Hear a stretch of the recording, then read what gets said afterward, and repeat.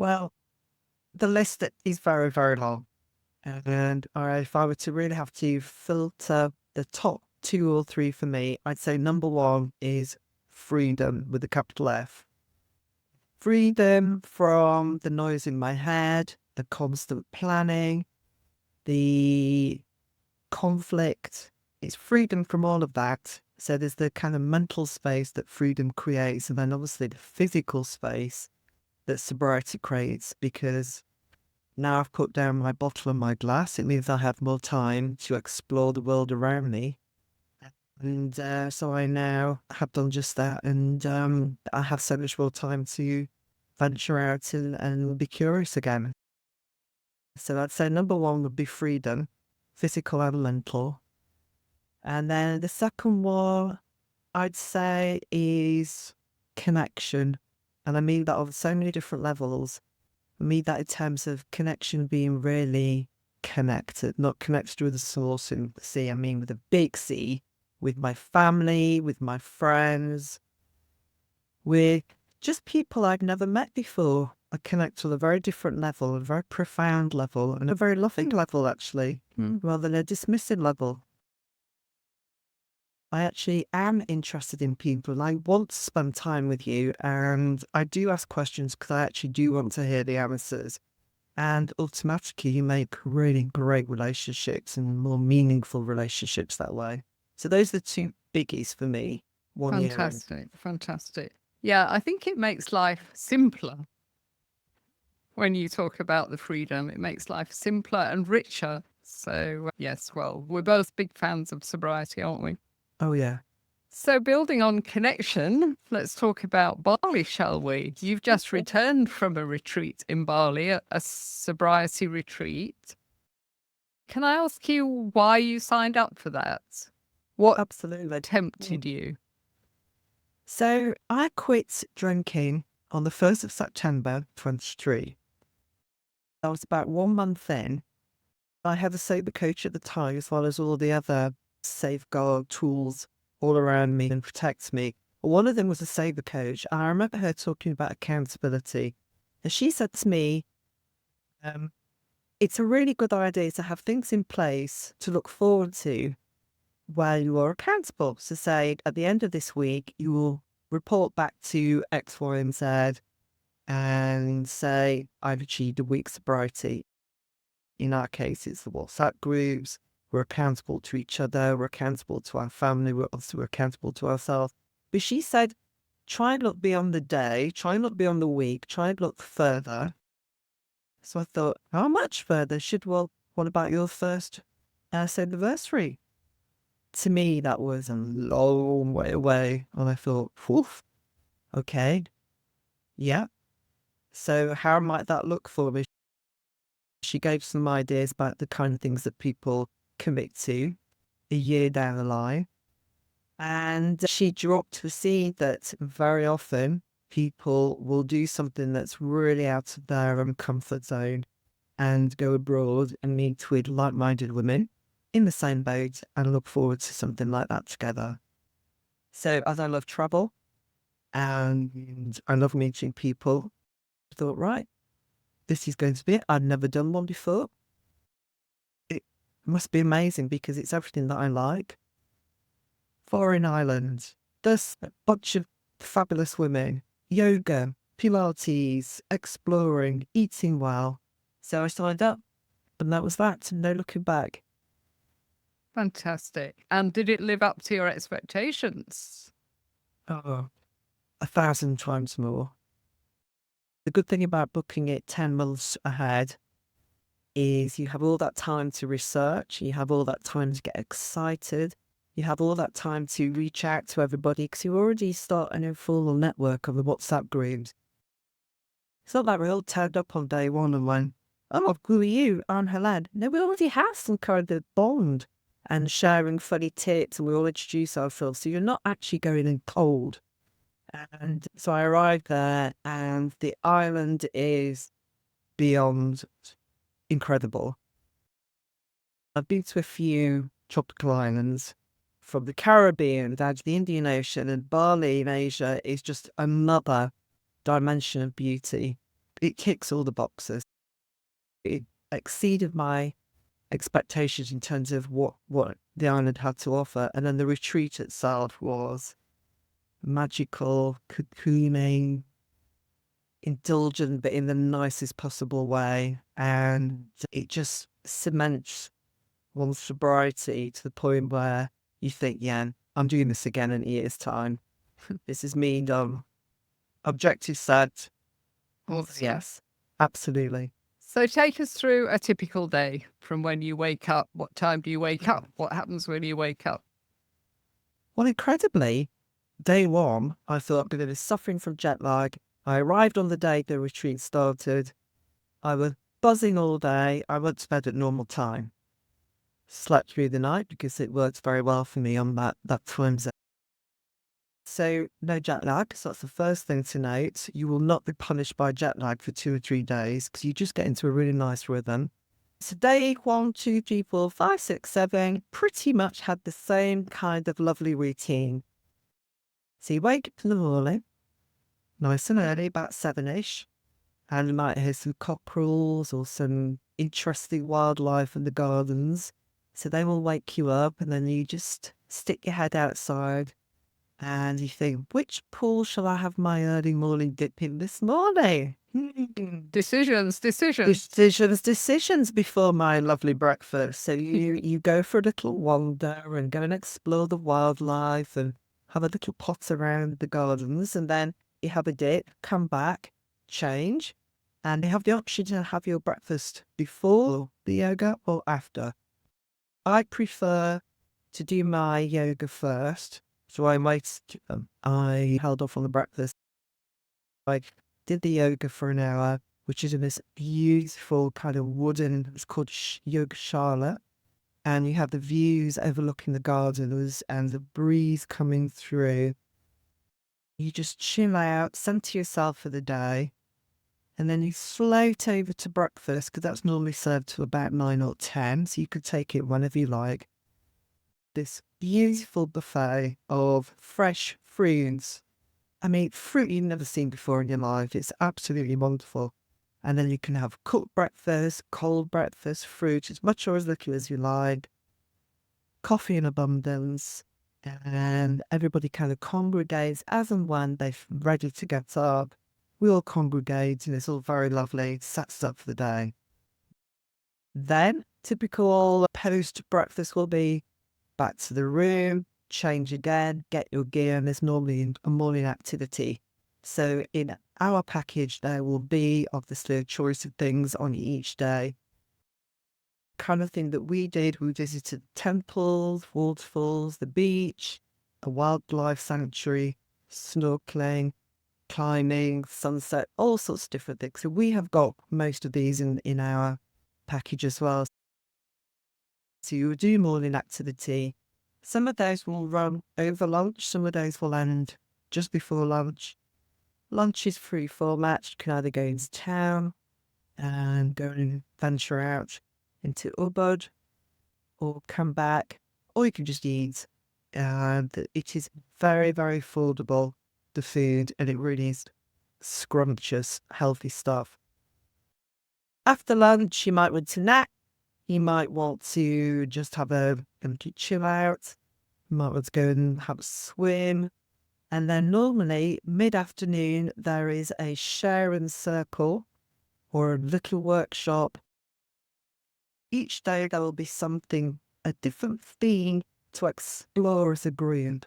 And that really cements the day because you get to talk about a subject that you either know nothing about, and therefore it's very useful to hear other people's opinions, or you know a lot about and you are very willing to share. You're left feeling you're strengthened, vulnerable, supported, inspired, curious. So each day there'll be a different topic just to set a little question going in your head. Thought for the day. And there's yoga at the end of the day, possibly. Outfit change again because we get so ready for dinner. And then dinner is all together, and that's always brilliant because we're all yap. beautiful food, all homemade, and nice early dinner. Wrap up about 9 o'clock. And then for those who want to just conk out early, off you go. For those who want to go and have a look at the sunset around 8 p.m. on someone's balcony, you could do that as well. And then you go to bed nice and early. And same again the next day. Wow. Sounds Yeah. amazing. Yeah. That's it. When you were saying yap, that made me think, us ladies, we never run out of anything to talk about, do we? Never run out of conversation Oh. when you put a bunch of women together. Yeah, you move around the group. Yeah. Depending on your mood, and sometimes we're in little groups of 2 or 3. Sometimes you're in the group of 10, obviously, when we do a lot more, when we're doing the shares. Sometimes they're just 2 of you. You get to know everybody so well by the end of the week. Yeah. You laugh. I've never laughed so much in my life. You giggle without a drink. I mean, is that possible? We danced, we drank, we watched the sunset without a drink in our hand. Yeah. Yeah. I find the older I get, the more I enjoy female company, actually. Agree. If you had to pick out one highlight of that sobriety retreat, what would it be? That's very hard. I had 3, but if I had to pick the biggest... Oh, let's have 3 3 then. Let's have 3. I didn't want to put you on the spot. So the 3 for me are, number 1, being with a bunch of great women. Months after the last retreat, I am still in touch with most of them. We're still banter, we're already making arrangements to go and see each other. You really do keep the connections going, and it opens your mind up again to a whole new group of women. So the connection was priceless, and these are women from all over the world with different experiences. Some have children, some don't. Some have reinvented themselves in their 40s, 50s. All of them are just very wise, interesting souls who you connect with from the first day you meet them. Yeah. So that for me was priceless, and it made me realise how much I love girlfriends as well. Yeah. Because I think people go out to a retreat like that with such an open mind, an open heart, don't they? So the connections are easy to make. Yeah, so that's definitely my number 1, was the girlfriends. It really was girl power. Yeah. From beginning to end. And we all had each other's backs. When somebody was feeling a bit down or exposed or vulnerable, there was always somebody to come and help you. And again, if you were celebrating something, a win or something, there was always someone there to G you along. It was an incredibly positive and exciting and confidence building experience. Yeah. And then kind of nourishing, really, from how you describe it.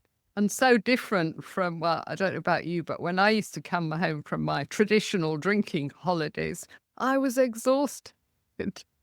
But a retreat like that, you come back energized. Totally. Reinvigorated completely. Yeah. Because not only have you got these great girls that you're hanging around in like you're back at school, that's what it just reminded me of just being in each other's bedrooms, just hanging out. Before drink even came into our lives, this is what we used to do with girls. We used to sleep over at each other's house, talk pop stars, talk songs, lyrics of songs, who do you fancy? And I basically regressed to that. It was brilliant. I felt so free. And talking about nourishing, another huge benefit is the food is so delicious. It is fresh. Everything is prepared in the kitchens on site from produce from the field next door. It's very plant-based. It's very nourishing. It's very tasty. You can have it spicy or not spicy if you're worried about that, but it just feels good. You're drinking so many smoothies that they've made from, I just put the celery from that thing and carrot from here and da. And you explore these new flavours. Oh, brilliant. So that would be my number 2. My number 3 would be, well, everything's so affordable. So if you like massages, you can have one a day, €10 a go for an hour. and you can really do the self-care and daily treats without any guilt at all, because it's a place made for you to look after yourself. So those are my three. Awesome. Thinking about the Tribe Sober retreat, which was your idea, really. Well, I didn't take much convincing. And Lynette, who is the third host, it didn't take any convincing as well. She said that Bali had been on her bucket list forever and she was well up for going. What kind of people do you think will be signing up for it? I mean, we've already got, what have we got? 10 people, but we've still got 5 places left. What kind of stage do you think people are in their journey when something like this really benefits them?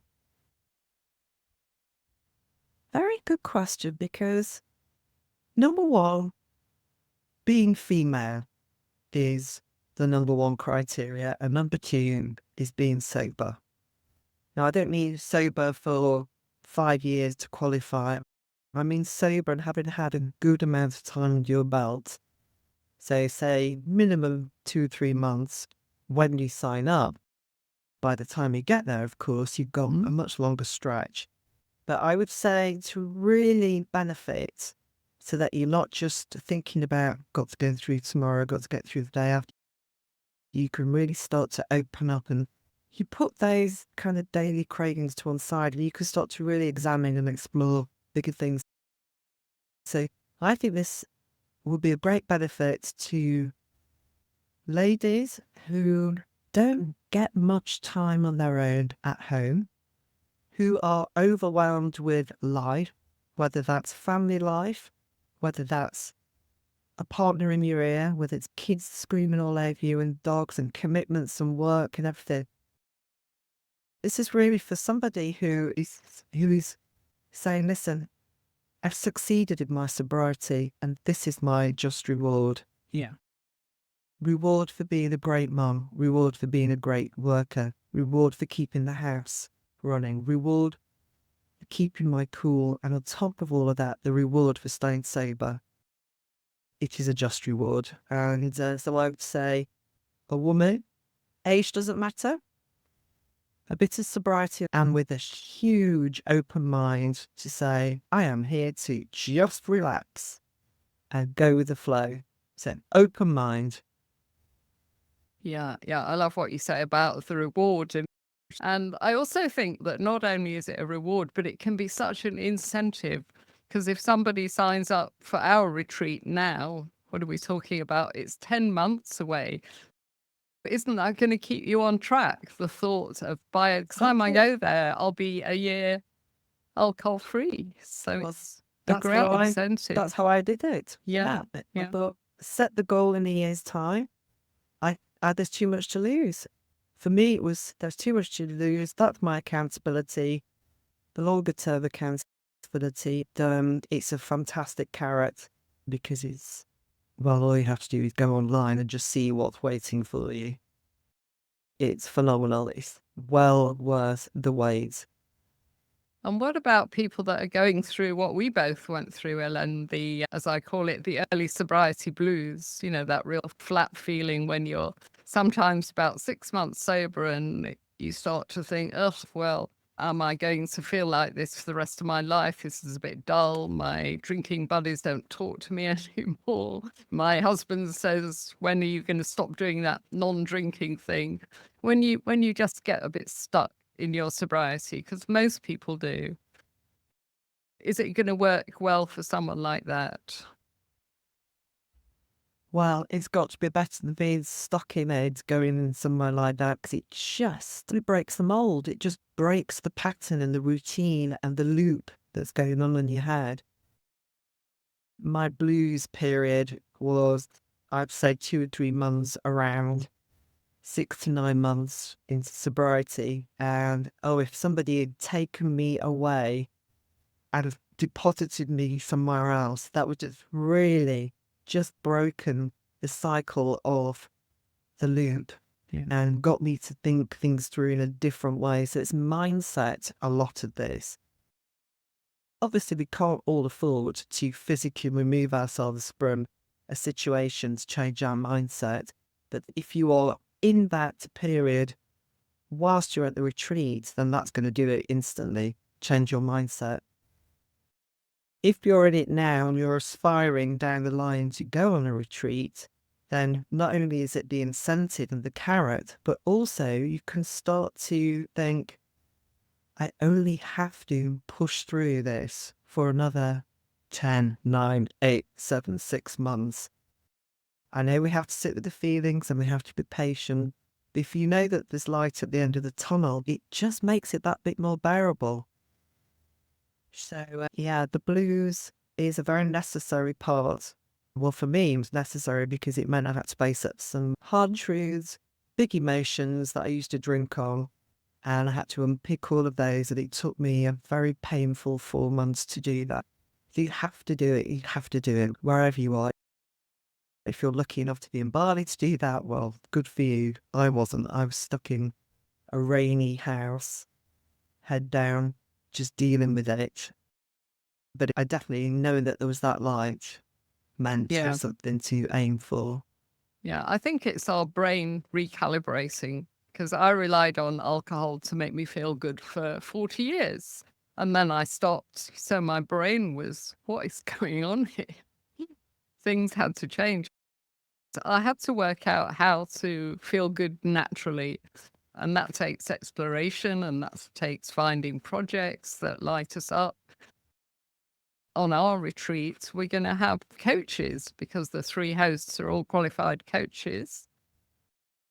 Obviously, you're going to be one of those coaches, and sitting with a coach is a wonderful way to start exploring projects, isn't it? And as you know, at Tribes Over, always get a project, get a project.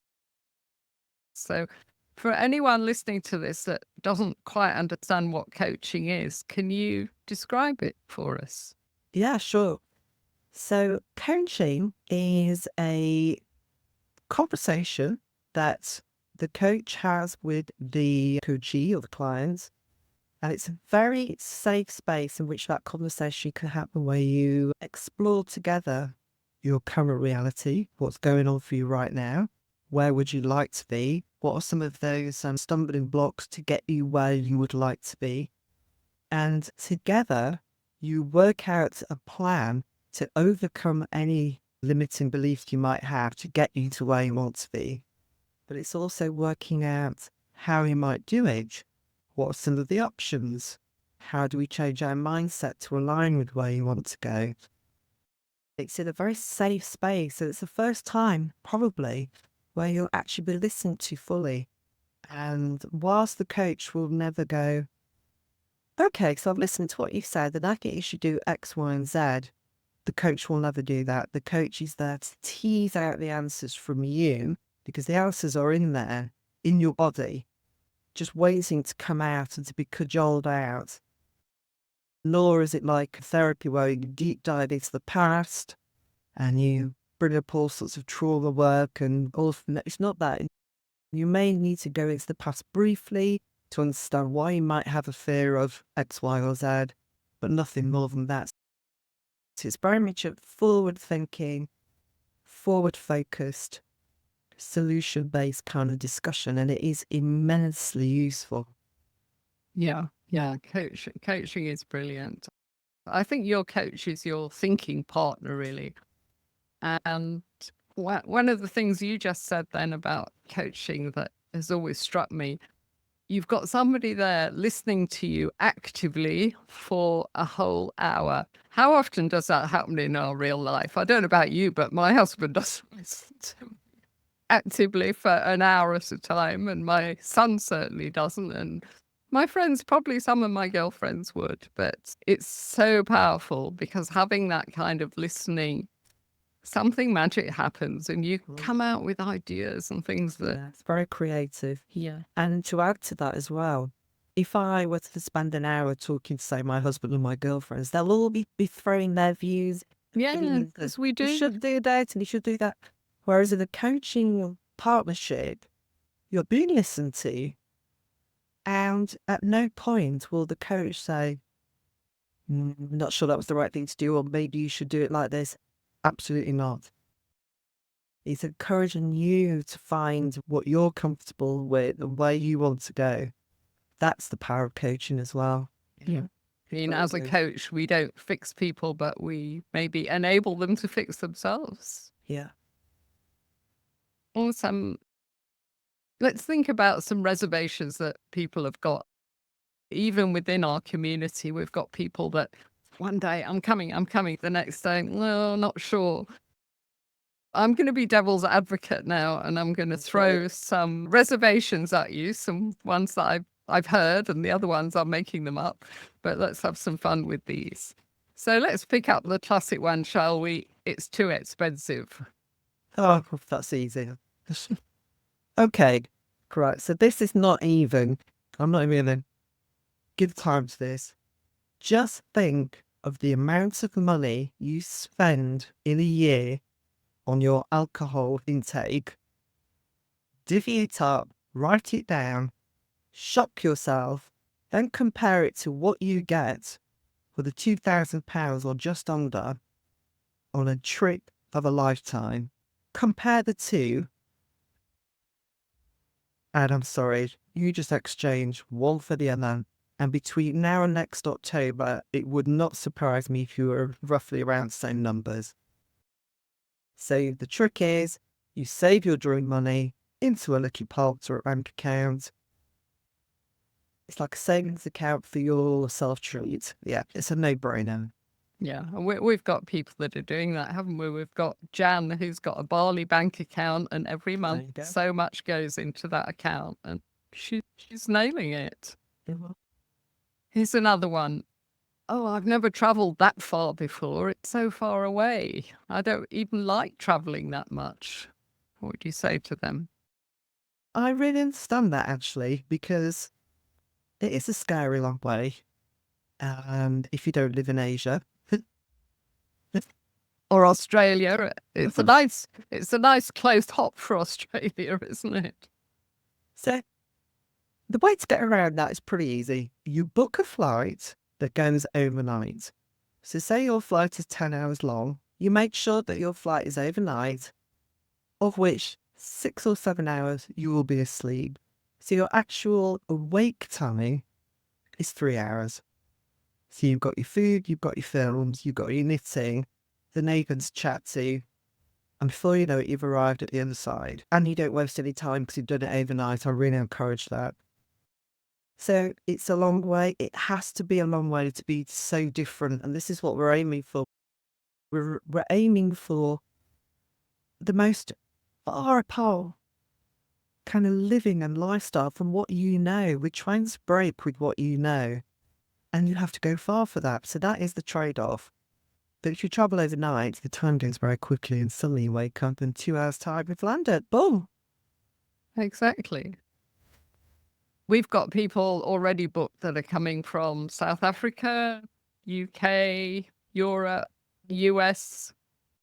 So we've got people coming from all these different directions, which is quite fun. And we should be able to arrange for some people to travel together.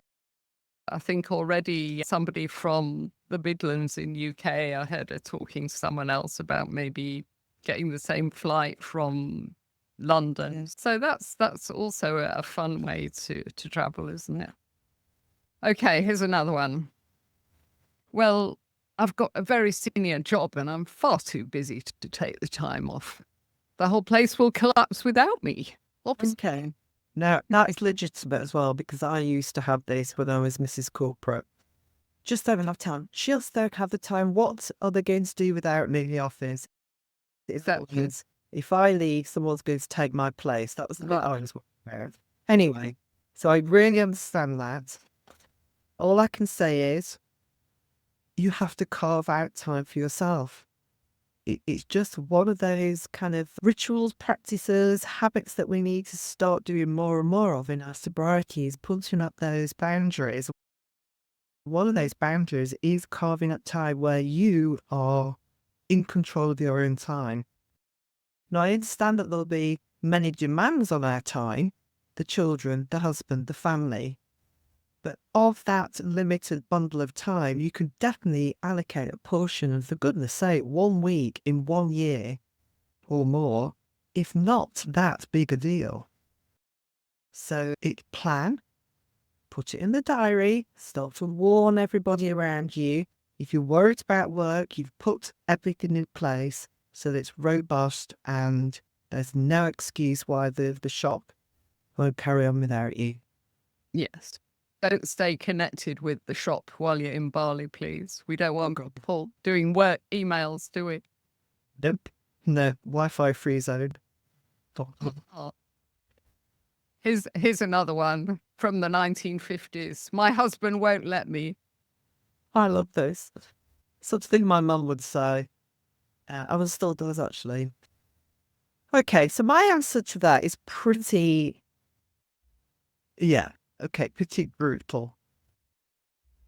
So unless your partner has done this sobriety thing with you, and let's assume he hasn't, then what earns him the right to go on this adventure with you that you've done on your own? So you have done this sober thing on your own, and therefore I'm going to do my sober holiday on my own. So it's just a case of, if he had joined me, then yes, we would have that discussion, but this is not a discussion to be had. It's healthy to do things on your own. It is very healthy to have your own world, to have your own independence, to not cohabit with somebody to the point where you're so enmeshed, it is actually unhealthy. Yeah. So just to have that time to yourself, to flourish, and then all you have to say to him is, when I come back, I'll be absolutely buzzing and even better and happier. You'll come back absolutely buzzing, and they'll go, oh, you could do that again.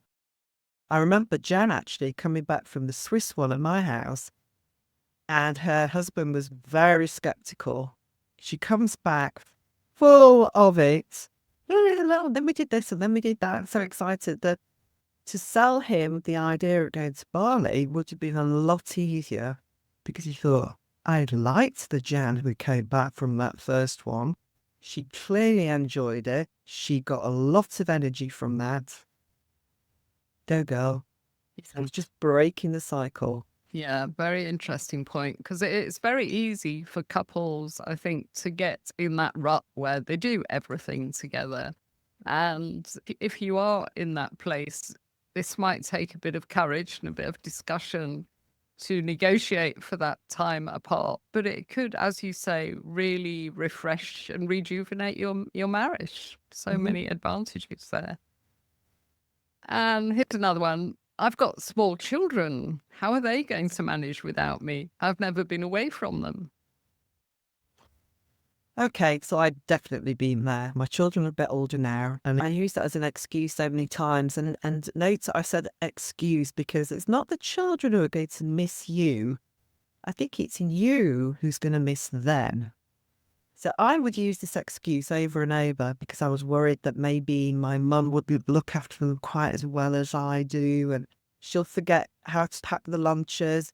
And it was just me being fearful that things wouldn't run up to my standard when I'm away.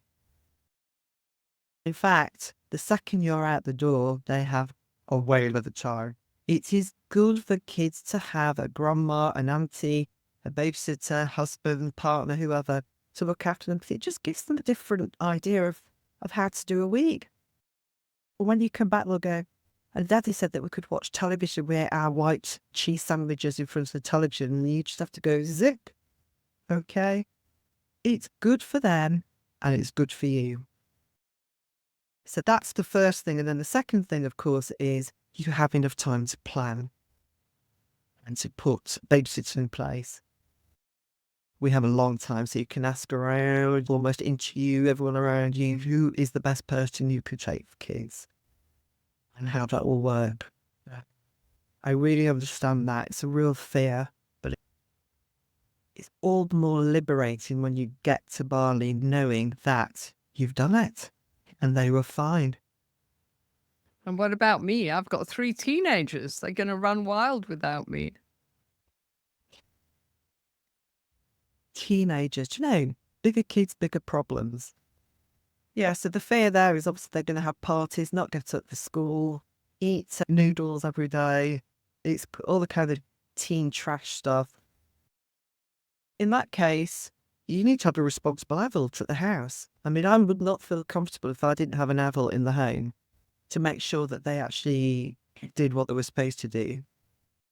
It's during the October holiday term for a lot of us. Then in that case, then get them off on a holiday with grandma or with so-and-so. I've got my husband taking my little one on a mountain biking trip. And that was his idea. And I was absolutely not what I'm interested in. He's probably been waiting for me to get out of his hair so that he can propose to 𝐬𝐮𝐬𝐫𝐞 to do that. And there we go.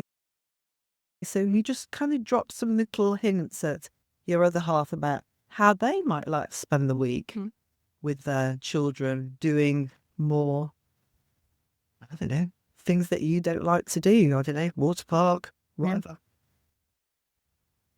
Here's a good one coming from me. Oh, I'm too old to do a trip like that. Surely it's for younger people. Well, that's a load of nonsense, Janet. A, you're not old. B, did you know there was some statistic about they've got the highest percentage of, not quite centenarians, but 80 plus. And they're all managing just fine. They sleep on mats on the floor. They're out doing the chickens. They may not have a hospital around every corner. You know, they manage just fine. They're kept active. So there's absolutely nothing to suggest that the island is for, 25-year-olds who are going to go clubbing every day, because the island, you can escape. You can find your jam wherever you are. And where we are in Ubud, it is the spiritual epicenter of the island, where we're all going to forget our age and just be together. So age is just not a factor. You just need to get on the island, get the transfer, and age doesn't come into it. Fantastic. I did check as well with our resort, and there's excellent medical facilities available should anyone have a problem. Here's another one. I'm an introvert and I'm very nervous about spending a week with complete strangers. So on my last retreat, I would say there were 5 women who were more comfortable with themselves, who just going up to you and introducing themselves. And I'd say there were 5 who were much more reserved and were observers and quieter. I think just wasn't an issue, because you really are all coming in on the same page. No one's better than anyone else. Someone might have a louder voice or look like they're really confident when you just know deep down they're probably not, but it's just the way they are. But everybody has their wobbly moments. I saw that in the week, and everybody has their happy moment. Everyone has their I need help moment. So you really do see everybody, the good, the bad, the ugly, the quiet. Yeah. So if you come into it reserved at first, you've got time. Just mingle. And those daily sharing circles mean we go deeper and deeper, and people are being vulnerable and they're connecting on a deep level with each other. So that builds up, doesn't it, during the week? Gosh, yeah. And we saw an element of that at your house in France when there were 10 of us together, and the groups were kind of shifting and changing throughout and doing different stuff throughout the time we were there. Right, you're doing very well, Ellen. Well, got a last reservation for. Well, it's not a reservation, actually. It's a straight question. I've stumbled upon this podcast. I don't really know why I'm listening, but this retreat sounds quite interesting. But I've never really had a problem with alcohol. But I like the idea of hanging out with some other women in a beautiful place. And I just really need some time to rest and recharge. Would it work for me? Absolutely. Yeah, of course. As long as you know the rules. We don't have many ground rules, but one rule will be there will be no booze. Of course. Of course. Another rule will be don't bring booze into the thing. So if you're somebody who is still drinking or likes a drink every now and then, you just don't bring it in. So you need to understand the ground rules. But if you're curious and you're very happy to have it as a dry week and you're there to chill and connect, why not? Yeah. You just got to play the rules and just blend in with everyone else.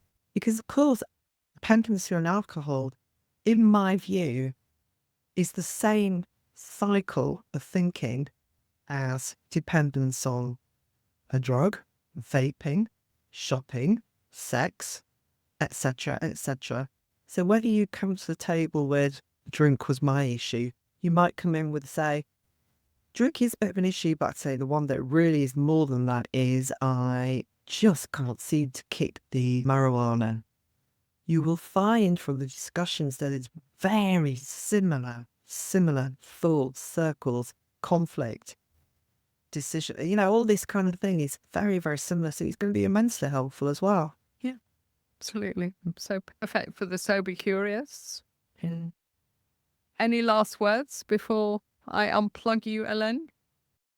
Well, I can't wait to do my second wall. And this is going to be something that I'm going to do every single year.